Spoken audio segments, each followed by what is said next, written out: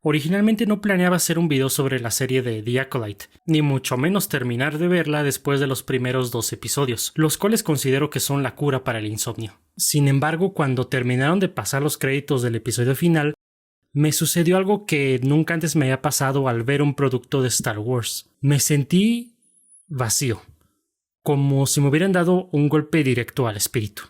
The Acolyte no solo se trata de un ejemplo perfecto de cómo no escribir una historia, sino que en su centro es un producto diseñado para escupir sobre los ideales de George Lucas y de su creación. Este video no está hecho para abordar las cosas que mucha gente ya ha discutido en redes sociales o hasta las cosas que seguramente ya has visto en otros videos de YouTube, como por ejemplo de que si la serie rompe el canon de Star Wars, que si se siente como un producto de Star Wars o de que si se trata de una serie woke. No, yo lo que quiero hablar aquí es de cómo la serie tiene una pobre construcción narrativa. Para empezar, la serie tiene un severo problema de ritmo. Aunque se trata de una serie de solamente 8 episodios con 40 minutos de duración cada uno, pareciera como si la trama fuera tan corta que el guión intente estirarla lo más posible para contarla en ese espacio.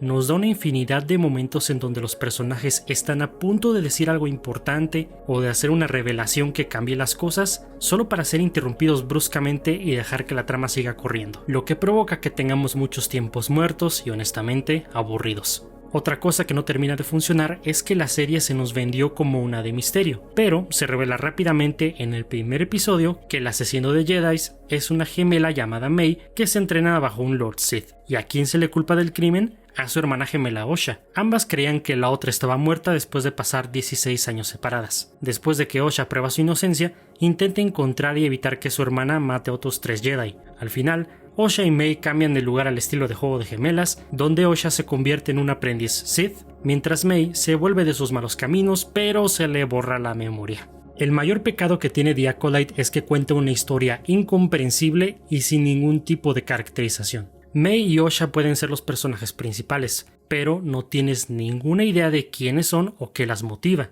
Mientras que May quiere matar a los 4 Jedi responsables de la destrucción de la secta de brujas en la que creció, esta cambia de opinión repentinamente después de caminar por un bosque porque descubre que su hermana Osha aún está viva. ¿Cómo eso causó que abandonara su misión de venganza de toda la vida? ¿Quién sabe? Y a la serie no le importa explicarnos. Por otro lado, May decide entregarse a los Jedi, pero un episodio después resiste su arresto. Mientras tanto, Osha no tiene un objetivo claramente definido hasta que se une al Lord Sith porque se entera de que su antiguo mentor Jedi, el maestro Sol, mató a su madre Aniseya. El problema es que para el final se nos muestra que la muerte de la madre estuvo justificada. Todo este revoltijo ocurre debido a una paupérrima construcción de la revelación final del misterio más grande de la serie, el cual consistía en conocer lo que realmente pasó en el planeta Brendok y el asesinato de la madre Aniseya. Todo esto comienza en el episodio 3, que está enteramente dedicado a un flashback que bien pudo contarse en la mitad de tiempo, para luego tener en el episodio 7 otro flashback que nos muestra casi la misma información que ya teníamos, pero desde otro punto de vista. Este recurso narrativo de contar un mismo evento pero bajo diferentes perspectivas y con personajes que funcionan como narradores no confiables es algo que se ha visto muchas veces en el cine.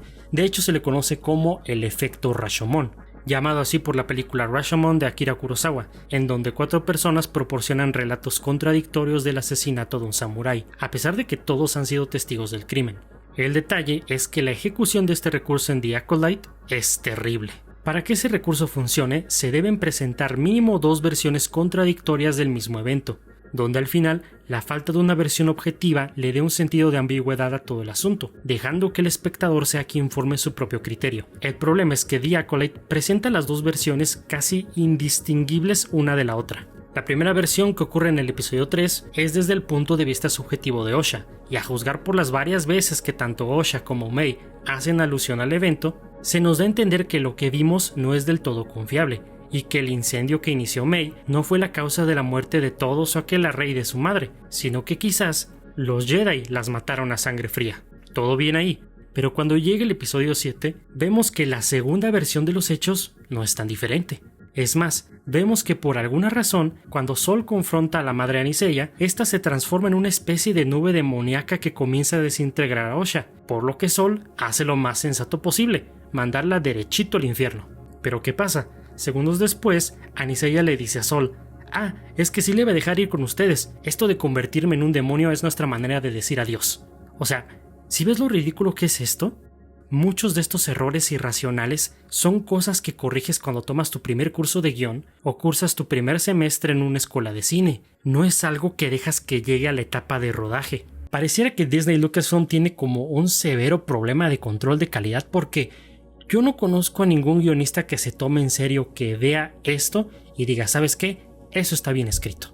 Es más, si por alguna razón decides ver de nuevo la serie, casi todas las revelaciones que ocurren al final se ven mucho peor en retrospectiva. Por ejemplo, ahora vemos que Torvin se suicidó por una tontería, y esta idea de tener a May y Osha como la misma persona carece de todo tipo de sentido, porque en los primeros episodios se ve claramente que estamos tratando con dos personas completamente diferentes. No está de más decir que el tema no está bien ejecutado.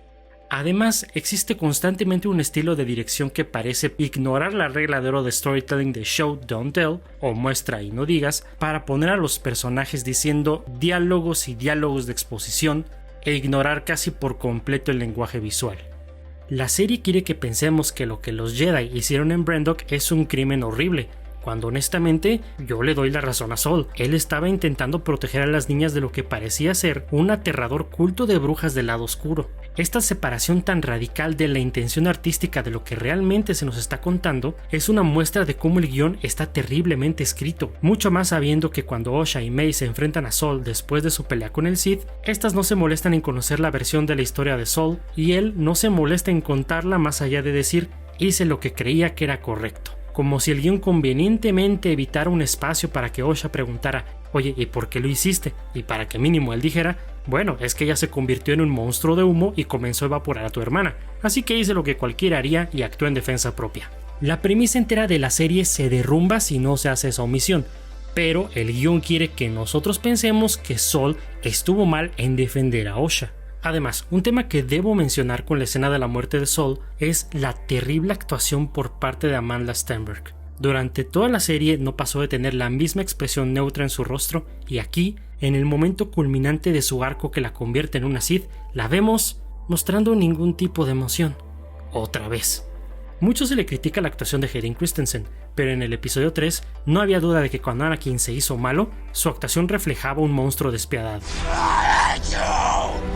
Aquí, Amandla parece intentar recordar qué fue lo que desayunó en lugar de estallar en ira en contra del asesino de su madre.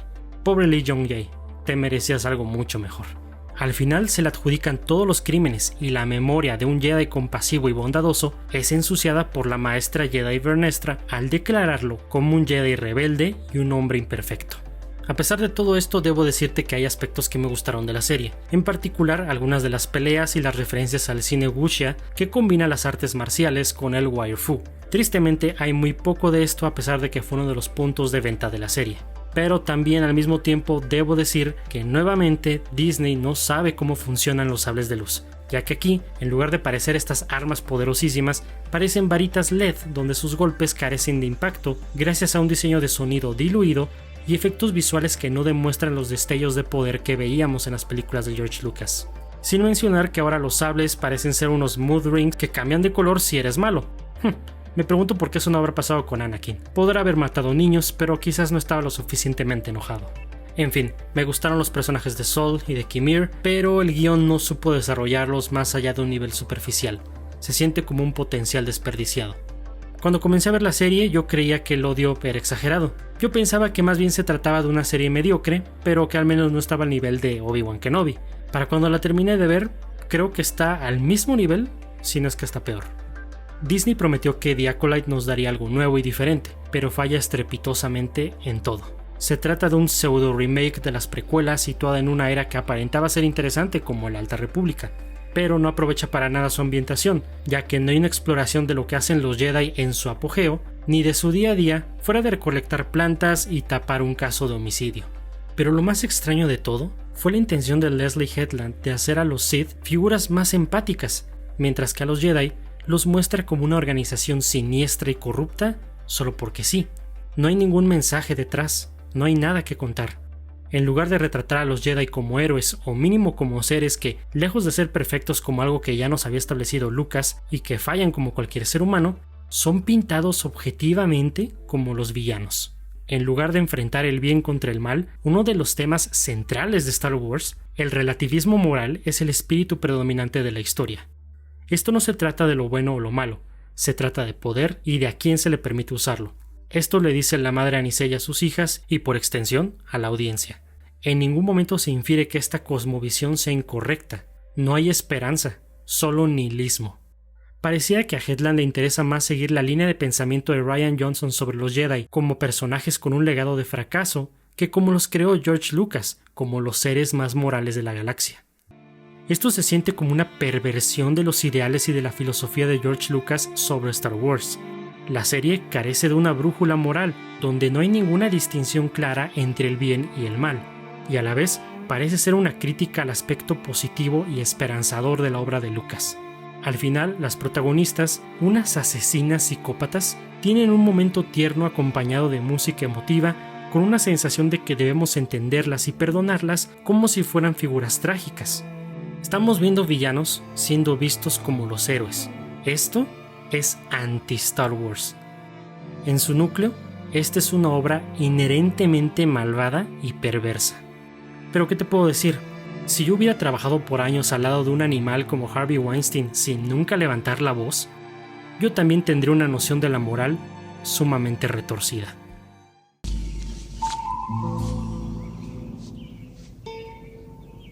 What the fuck is this piece of shit?